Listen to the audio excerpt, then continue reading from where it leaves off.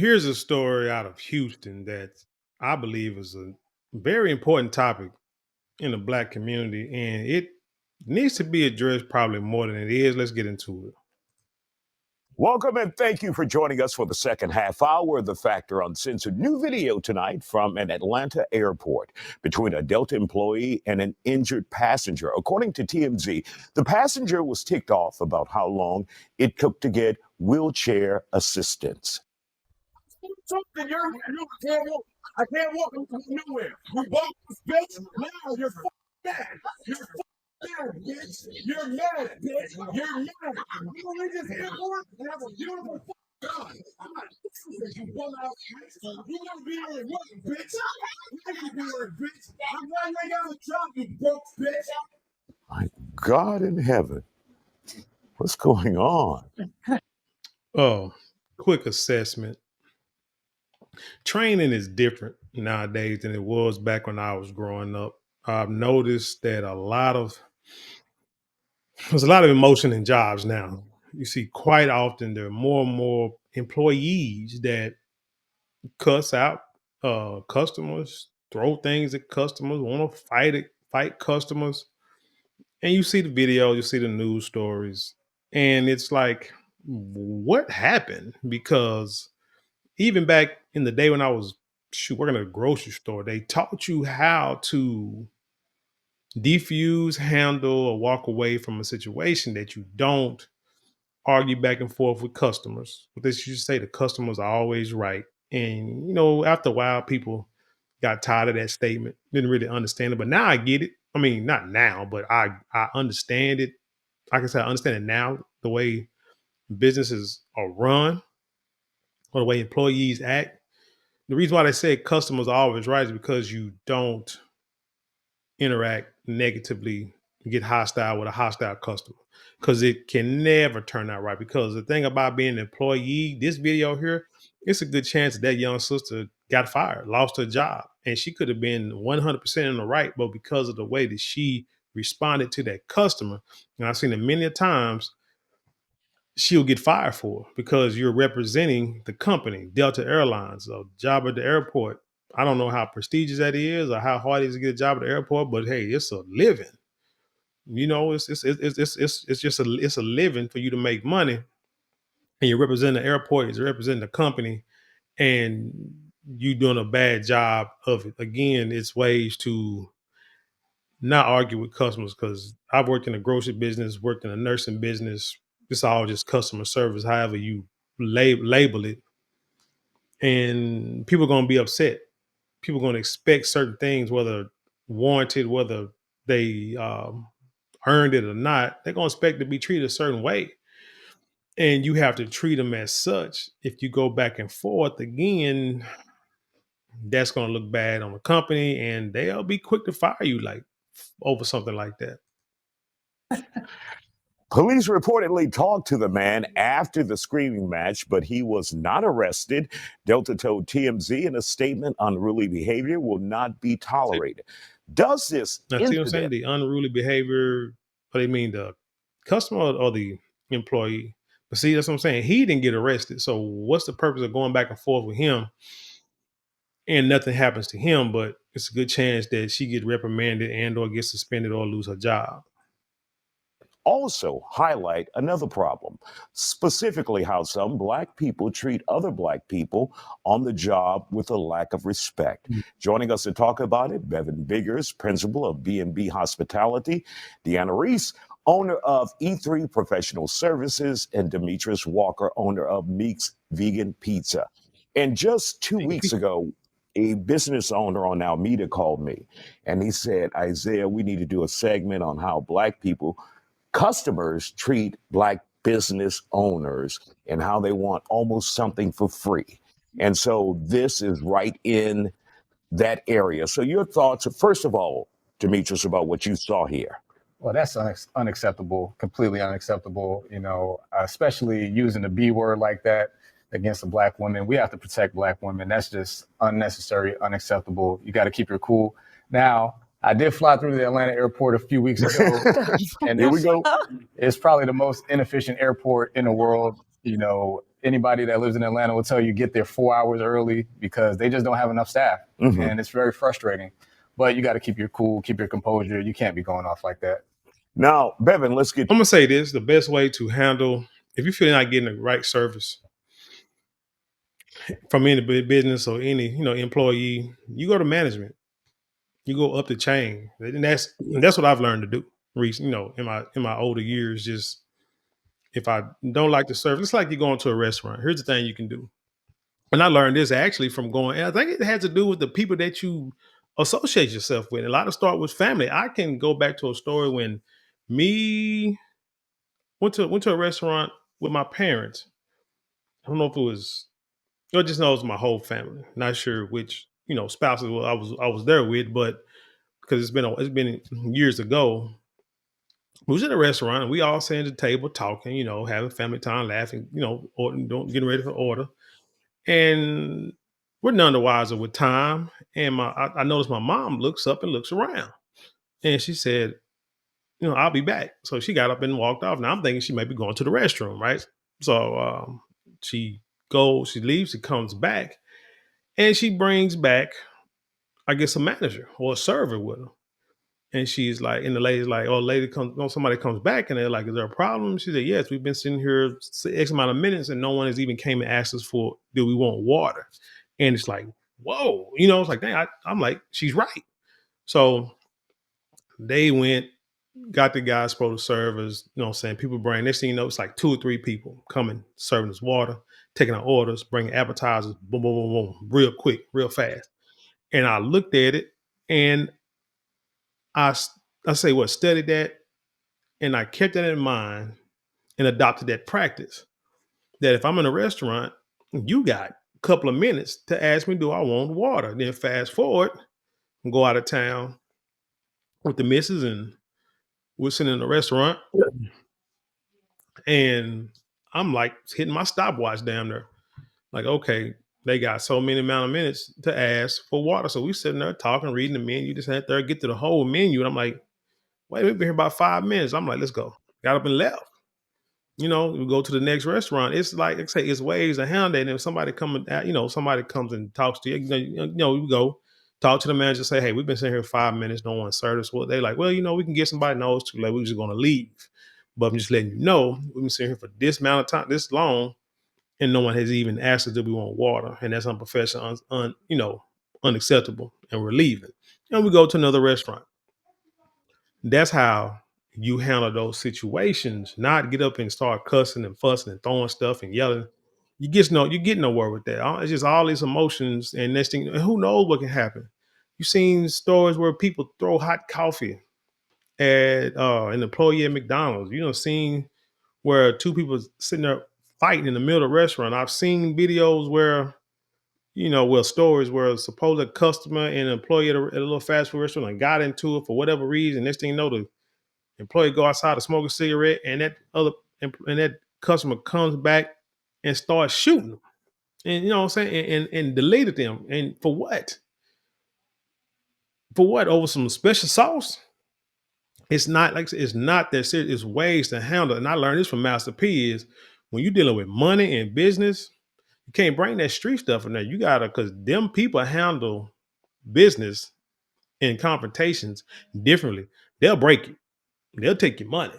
You know what I'm saying? They'll take you to court, and like I say, you'll be broke behind dealing with these people while you are trying to first think you getting all emotions, think you getting over. That's not how the game works.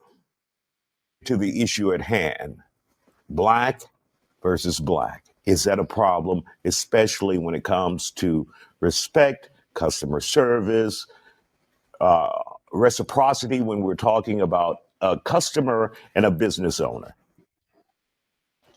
Have you ever wondered who created Yelp? It wasn't a Black person. It's a white person. I think that when they say that Black folks always want something for free and all this, I'm like, have you ever dealt with white customers ever in your life?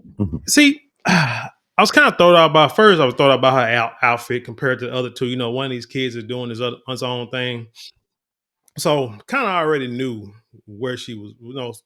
How she was going to come. Principal B&B Hospitality. I got to look that up. First thing she said is, have you ever dealt with a white person?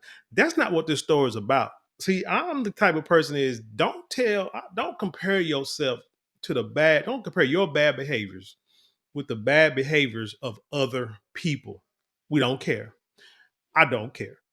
The thing is, when I'm dealing with anyone, especially my own, I expect to be treated a certain way because I'm going to treat you a certain way from the jump. Like I was talking about the restaurant store. When I walk into a restaurant, see, I've heard stories that people don't like to serve black people. And I did a video about an IHOP in Mesquite where one of the servers who's been there forever said she wasn't going to serve these black people because, they're not going to tip. And somehow she got away with it. And they tried to explain a way out of it, for her not helping them people out. But anyway, when I go into a restaurant, I tell people off the rip. Well, I don't tell the restaurant, but it's in my head and people who know me. I start off with 20% off top. That's where your tip starts out. When I walk into a restaurant, tip is 20% no matter what I spend, whether it be $1, $100, $200. Off the top is 20%. Now, service is going to dictate if it goes lower or if it goes higher. You understand what I'm saying? If I get basic service where you come in, you do your job of asking for water. Do I want something to drink? As I want appetizers, you come back and forth, asking how things are doing, just the basic things that you're supposed to do. That's 20% right there. But if I ain't seen you, you come one time and that's it. And the next person I see is my food server. And only time I might see you is like toward the end passing the bill. Oh, that tip done went all the way down to maybe 10%. And then you'll get pissed off saying, oh, black people never tip. Well, where the hell were you at? And then, but you know what I'm gonna do? I'm gonna go talk to your manager because I'm gonna let them know and say, look, this is why I only left this tip. I seen my waiter, waitress only twice when they sat me down and when they gave me the bill. And maybe one time in the middle, say, how's your food? And that's it. That's why I dropped. Now, if a person comes over and goes above and beyond from what I think, do what they do, but then they happy about it.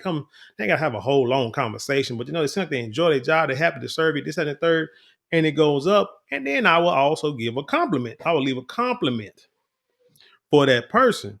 But the thing is, like I say, back to her, I don't care what other people do. I mean, I do, but for this story, what other people does has no bearing on how black folks treat black folks from a business perspective.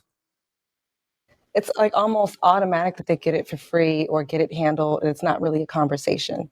But like a lot of times as a black customer, we when we go to places, we don't complain because we don't want to be looked at as some black person complaining. And then on the flip side, it's like, why wouldn't you just take care of this if I didn't like it? Why do I have to raise my voice or feel uncomfortable for you to fix it? I see what she's saying, but she's kind of contradicting herself because one minute you're like, well, you deal with these people, things will get handled and there's nothing to explain and nothing to get outrageous about, and it just happens. It just gets done. But then you deal with our people, we got to sit here and act like this and act like that. No, you don't.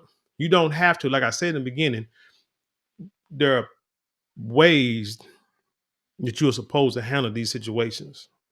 You can't take the streets inside of these high end, like going to Paris restaurant, Warsaw, something like, restaurants that everything on the menu is a la carte for those of you who don't understand. But anywhere, I don't care if it's McDonald's, I don't care if it's Sonic, wherever you go, you expect certain to be treated a certain way because that's their job to treat you like that. But again, I think it goes back to training and it goes back to the people that you grew up with. Like I said, my mom showed me what she did in a restaurant. I took that and I use that every time I go into a restaurant now. You learn. But if you've never been to a restaurant, you never been out in public, you know what I'm saying? You only been in the hood, you ain't been outside your neighborhood, hanging with the same people all the time. You don't know, and all you do is watch, irrational and emotional people and how they react to everything from baby daddies to watching Maury Povich on TV or going to the movies and always, you're going to pick up on that. And that's how you're going to react to everything. It should be automatic. Why should I have to pay for something that wasn't good? That's just like, it's just like common sense. All right, Deanna, your thoughts on that? Let me tell you, I agree. That was completely unacceptable, first and foremost. But I do want to acknowledge that as a community, we need to hold ourselves accountable to how we should be treated by other communities. So if someone else sees this and see that this is how a Black employee or a Black worker is being treated, how do we turn around and then try to hold someone else accountable for doing the same thing or something similar, and we're not holding our own selves accountable in these types of situations? And so it was very disheartening because that young lady, she looked like she was maybe young 20 or early 20s, like a young lady, and this gentleman could have practiced a different level of Yeah, maturity. he wasn't no much older than she was, probably. Like he not mature, and she wasn't mature. In that But situation. this behavior comes from who you hang around and what you grew up around. Can I say something? Go ahead. Go ahead. He doesn't represent how Black people are as a whole, though. Like He this doesn't. is just one of those incidents like you would see on a viral TikTok or a viral video. Like, oh my God, that's crazy! Like just like the lady who put her finger in the ice cream, and we were like, oh, that's how COVID started. But not everybody is going into the grocery store putting their finger into the ice cream and eating it, and that doesn't represent everybody that looks like that person. So, And the only person there that's white looks like is the pilot. And he's probably making more money than all them people in there combined. white folks are not doing this every day at the airport. All I'm saying is get your pilot's license. I think, what is that, Tuskegee? I think it's giving out like scholarships for Black people who want to learn how to fly planes. Get your pilot's license, see the world, and get paid to do it. And I think Black folks, we do have a different expectation when we're dealing with other Black folks in terms of business owners. I see it in my business. Black folks will come and say, "You're not going to treat me like the white man treat me, right?" So we do have a certain expectation sometimes that we're going to be treated better by other Black folks, as we should be treated better, right? When dealing with other Black folks. But you can't let it get out of line, and you shouldn't presume that you're going to get some special benefits specifically because you're Black. Ooh, good story. Good segue. I can say years ago, I had a stereo installation business, like mobile stereo installations. When I first started out and I was working at this warehouse, I used to get my products from a distribution center, wholesale price. And so the first customers I try to cater to is people I work with, most of them brothers I work with. And I remember there was this one brother who just flat out asked me, how much do you get it for? Let's say I got a radio for, how much was it for? Maybe like $30. I got a radio for $30. Okay. So I'm charged like 30-some% on top for the profit, and then I'm gonna charge you, money to install. So I installed a new radio for $100. First thing this dude asked me was, well, how much you get it for? How much you pay for it? And I'm like, why are you asking me this? I don't know how much you get paid for. Since how much you're trying to make off of me. Like, seriously. And this dude was older than me. I'm like, seriously? And I'm like, well, tell you what, go to Best Buy and ask them how much they get it for and see if they give, see what answer they give. But you're not Best Buy, well, go to Best Buy then. And see, stuff like that is what irritates you, because that is how your people will come at you when you're trying to start a business. I got products in the shop and on my website where I got I got a silk scarf, like Charmeuse. That's the do rag. But anyway, I got a silk scarf, like a double twill silk scarf, that if you go to a if you go on like a high end website, and you get the same scarf, same size, it's going to cost you like anywhere from $500 to $1,500. Depends on the design on it, and this and the third, and the size on it. I got it for $200. Same quality, same everything, but but my name just ain't as high end as those companies. folks look at my stuff and be like, why is this first thing they don't know? They asking like, dang, why you charging so much for this? Instead of like saying, instead of going, and then I tell them like, hey, well, go to this website, go to this, look at this company website. They sell a product just like this and see how much they sell it for, and then come back to me. Same quality, same material, everything. You see what I'm saying? So it's like you do something and you doing something. And when I was selling the radio, it was cheaper. Putting it in everything was cheaper than going to Best Buy. And I guarantee my work because I've had, and the reason why I really started that business is because I had a radio put in at Best Buy and it got stolen in like a matter of seconds. And to come to find out, they didn't even like really like put the radio in to where it couldn't be pulled out. So next time I bought a radio, I went to one of my homeboys who had been putting radios in forever. And he said, man, you got to bolt this song gun down. You got to use the brackets and the screws they give you. So I made sure I did that. So everybody's radio I put in, that radio wasn't coming out. And I know somebody who car got broken into after I like put in a stereo and speakers. Speakers were taken, but I don't know why anyway. But the radio didn't come out because it wasn't coming out. But these are things that but like I said, these are things that we have to deal with as entrepreneurs when you have a business that, you will have folks that want to come in and get a deal. They don't want to see you make no money or nothing. They just, I don't know. I don't know if it's hating or what. I don't know what you call it, man, but I've never been like that. And what has been your experiences when you're dealing with Black customers? I would It's say, mixed. I was just going to say, yeah, it's kind of like a blend of both. I get folks that want a discount and expect there to be a discount. And then I get folks who feel like, no, I'm going to patronize you as a Black business owner because I want to pour into the Black And economy that's what I always do. in this way. And so I've seen a mix of both, but I definitely feel like I want us to represent ourselves in the way we are supposed to be represented, just across the Are board. we close to being there yet from your perspective, or do we have work to do? We in the South, so I think the experience is different down here than versus where. Why you gotta do That's- that for the South? I mean, It is different. And then also when we talking about hospitality, it's always Black people or white people. Black people or white people. It's never like Indian, Vietnamese, Mexican, That's a- Honduran, Yeah, Guatemalan, that is Puerto true. Rican. because Let me tell you, I have more special experiences with other ethnicities than Black See, and and like I white. say, I don't like the way what she's talking about, because what it does is you can be like, oh, well, if everybody else do it, shoot, it shouldn't be no problem that I do it. It's a problem if everybody do it. The topic of this conversation is Black businesses versus Black patrons, period. Which brings me, let me finish this up because we want to talk about something important. and what is that like, really quick? Ooh, which one we talking about? Fresh off the shoot? I'm sorry, I date Chris, by the way. I date. But cultural, you come over here and it's different cultures. You deal with different things. Well, yeah, they're different cultural dynamics. Yeah, There are so some there's a groups lot who- more groups that we're dealing with in hospitality than just Black and white. Yeah. Wrap us up. Yeah, no, there's some groups who expect to haggle with you on pricing.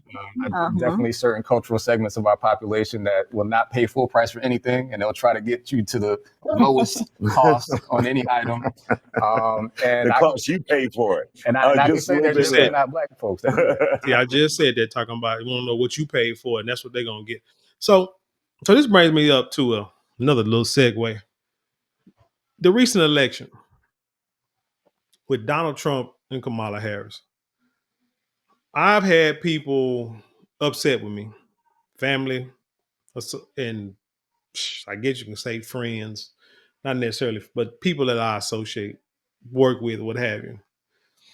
That was upset with me because of the way that I talked against voting for Kamala Harris. Now, really publicly or privately, or people around, people that I actually can talk to face, I always ask them a question and tell me why I should vote for her. And no one ever gave me an answer past really, she's a Black woman. Oh, I'm not voting for that white so-and-so. Okay. But what I got to do with politics? What I got to do with your everyday living? Because that dude's they're going to be in the White House. So again, tell me why I should vote for Kamala Harris. And they could never give me like a policy reason why I should vote for her. just that she's a black woman, but I should say, hey, she's a fake black woman. And Donald Trump is racist. And I would say, well, you voted for a racist president your whole life. Because first of all, Joe Biden is a racist, and we know that. He's been trained by racists. So we've seen videos of the proof. So I mean, Ronald Reagan, whoever else, George Bush, whatever you want to call it. I mean, most of these people have not, Barack Obama have not done anything for black folks in America. So again, give me a policy reason why. And anyway, they couldn't do it. So I've had someone question my blackness because of it, right? And that because they say that I'm always talking about black, this, that, and the third, but yet I didn't vote for Kamala Harris. Now they believe I voted for Trump. They can believe what they want to. You know, they ask me who I voted for. I say I will not divulge that information because that's my choice and my private choice, and I'm just gonna keep it like that. But I'm gonna let you know, I'm gonna give you pros and cons of why I should and shouldn't vote for whoever. And I expect you to do the same when it's dealing with your everyday life, finances, safety, protection of your family, the family, world protection, world economics, world wars, all this kind of stuff. That's what we're gonna base voting on. Local politics, taxes, roads, where your tax money is going. What do you call it when you can put like a business, if you can put either high residence or business, commercial real estate, or commercial or residential real estate in certain areas, things like this, water usage, what the money for when you pay your water bill, what can that money be used for, your tax, all that kind of stuff. Local politics, things like that. Everything there has to be a reason to go and cast your vote. But again, like I said, I was questioned. My blackness was questioned because of this, and like I say, it hit me, kind of hit hard because I can say, man, I've been quote unquote pro black probably since junior high. Really started hard in high school, and hadn't really veered from that. As I got older, I realized that this world, they might want you to see things as black and white, but really it's about green. That if you got money, people treat you a certain way. They may not like you, but they'll kiss your butt if you got money. So it's always good to not lead with money because you want to see how a person going to treat you as a person, and then they don't respect you. You move around because see, when you got money and you know how to present yourself or represent yourself in front of people, you got the upper hand because they don't know you from a can of paint. All they see is your skin color. And so if you got bread but they treat you like you ain't nothing, you can just get up and walk out and go somewhere else. You know what I'm saying? At least make me believe that you respect me. But anyway, so like I said, my blackness was questioned with this, about this vote. But then I had to, like I say, it hurt because it hit hard. It pissed me off because I had to sit here and think to myself, well, not really think to myself, but I'm sitting here saying, this person doesn't really know me that well. He hear me talking, but he doesn't know what I do in my daily life. For instance, I buy laundry detergent from a black company that makes their laundry detergent. True detergent. Matter of fact, been buying it for years. Saw it on WeBuyBlack.com. That's why I started buying it from, and now I buy directly from their website. And I get it shipped maybe once every month, every other month, something like that. Been doing it. Might be a little expensive. It works. I got no problem with it. I'm patronizing a black company. Boom. I get it every month for like the last at least 4 or 5 years. There's a brother that I met at a vendor show, and he was selling water, like alkaline water straight from the spring. And the company is owned and ran by black people. I forgot where. I think it's from Alabama, I believe is where he's from. And I would get water from this guy. Every time I run out of water, I find him, he delivered water to me. Now, if something has happened, I don't know what happened with him and the money. Some of him in the company, he was like working for, and I don't know what's going on now, but I hadn't gotten any water from him lately. But the thing is, when he was up and going and delivering and this and the third, every time I see him, I'm getting cases. Every time I'm running out of cases, I'm calling, getting cases, like $10 a case. People say, man, it's expensive. Whatever. I'm patronizing black business. Well, my water sprinklers went out. Someone gave me a number to a brother and said, hey, got this number. Say you do good work. Call him. Give him some business. A brother. Called him first. Now I have like 16 zones, 16 sprinkler zones in my house. I had one that was not working. By the time he got done, at the end of it took a first. He came to the house and he worked on my sprinkler for a week. By the time he got done, I had one zone working. Can't make this up. So I just said, hey, man, look, I ain't got no more money. Here's what I owe you. I gave him the money he asked for. Didn't question, didn't argue. Okay, man, I'll let you know whenever whenever I can, get the money to get it finished. What did I do after that? Called up another company. Yes, it was some white people, white dude with numbers and letters behind his name. Called them up, said, hey, I need you to come fix my sprinkler. Can you fix the sprinkler? They came out like the next day, was done in a couple of hours. Said, man, and it cost me more money, but hey, they fixed my sprinkler. Then like the next year when they came back and got service, my sprinkler box was messed up. The guy and his wife and his sons, they all there. Wife said, wife and the husband and wife said, hey, you need to buy another box because the box is going out. They said, and they showed me how to install the box. They showed me like how to put the wire, install the wires. So it worked just like the old one. So it worked perfectly. Boom. They didn't say, hey, once you get the box, call me out. We'll put it in for a certain price. No, they just say, hey, here's how you do it. Boom. Business. You know what I'm saying? Kept his business. What else?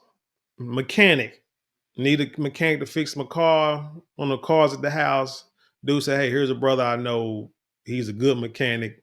Give him a call. He'll come fix it. Dude, called him. Took a couple of times to call him. He came, actually did the work, got it done or whatever. But then when I try to call him, the problem I have with him is he's hard to get in contact with, or it takes forever to come to you, and without giving like any rhyme or reason of why he's not there or why he's going to be late. What I ended up doing, calling, like I say, somebody else. You know what I'm saying? The next time I call like a white dude, and I'm not saying that all black people. My point is this here. Oh, a good story is there is a place called the Dessert Spot in downtown Waxahachie. Read an article about it. I just saw an article about these black folks with a dessert spot. Retirees went down there, patronized, and had nice cookies, cakes, coffees, this and the third. Nice atmosphere, great location. Went down there, was going down there at least every Thursday, every other Thursday. I was there buying cookies, patronizing the business, posting it online, telling people that I work with, white, black, Hispanic, whoever I work with, you should try this business, this, that, and the third. You know what I'm saying? They got customers. I'm a customer for life. I don't go as much as I used to, trying to get trying to get my figure down and trying to stay more healthy and not eat as many sweets as I used to, but still patronize the business, still support the business. See what I'm saying? So my point is, every time I need to spend money, every time I need to do a job, every time I need a job done, the first thing I think about is who black can get my money? Is there someone black that can get my money? So we can patronize our business, because I know that our businesses need to be out there and need to make money. Yeah, they're gonna charge a little more. There was a black lady who had a hair supply store not too far from here, and I would go in like the next town over, and I would go and try to go there and buy my stuff. I would go to her shop first and say, "Hey, this is what I need.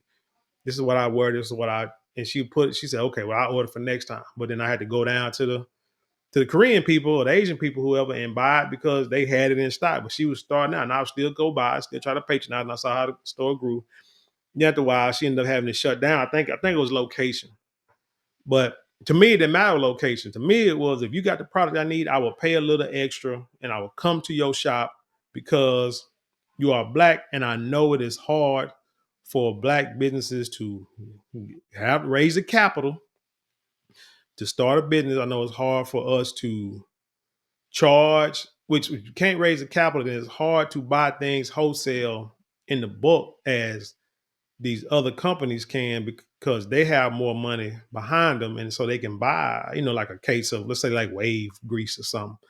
She might can only buy like a case of 8, right? And she may get them, her wholesale price could be, let's say $3.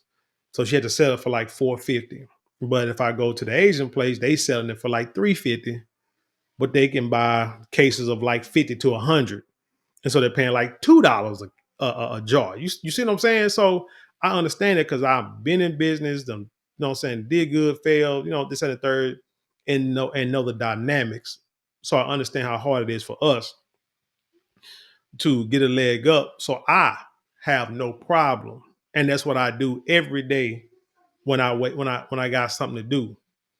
But this is my everyday life.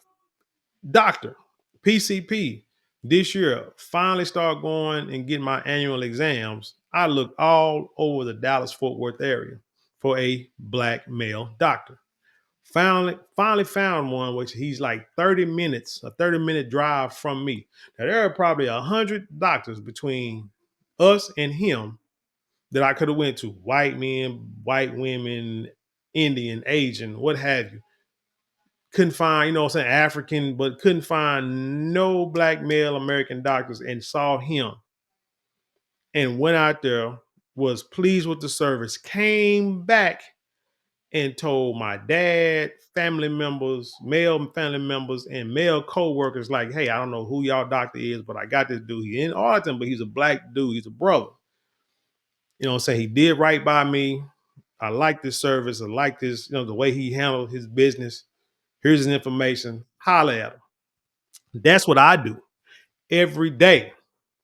But yet, because I said that I felt that Kamala Harris could not run this country, would not be, my first thing was that she would not be respected by the leaders of the world. That's the first thing I said, but nobody heard that. All they hear is, you're not voting for a black woman. And yet my black card, cats want to take my black card. And I laugh at it now because it's funny. Because like I say, nobody, you know what I'm saying? I don't put business out there like that. But I know who I am, and I know what I am, and I know what I stand for. I'm gonna patronize my people first if I can. If I'm not able to, then I can't. You know what I'm saying? It's like I can't go to a Mexican restaurant and, you know what I'm saying, expecting to, you know what I'm saying, and go try to find a black person, a black restaurant to serve Mexican food. Wouldn't do that. I go to people that speak Spanish. But you know what I mean by that. But I'm just saying, that just hit hard. That just hit me because I know who I am and what I do on a daily basis. And like I say, no one is gonna sit there and question who I am or what I am over a vote, over one little act that took maybe a few minutes to do, compared to what I do every day in my life for our people. But anyway, tell me what you think about this story. That's all I got for this one. This was a nice one. I like this one. But anyway, tell me what you think about the story. Leave your comments below. Share it with the world. Thank y'all for watching. Don't forget to like, share, comment, and subscribe. Those 4 things cost you nothing but maybe a couple of minutes of the day, but it means the world to us here. If you like to support us financially, you can get super thanks, super chats, or super stickers. And you can go to the description box below. There are links there that you can click on to help support us there. Don't forget to go to marlonmorales.com where we got 10% off your first purchase of all our luxury items. I promise you will not be disappointed. And if you want to take advantage of our miniature beard kit sale, hit the shop button below. And we have a sandalwood mini beard kit that contains beard oil, beard balm, beard wash, and it's sandalwood, which is clinically proven to help stimulate hair follicle growth. So you want that beard to grow to its full potential. Why not use the best product on the market? Excuse me. And with that being said, I'll leave you in peace, and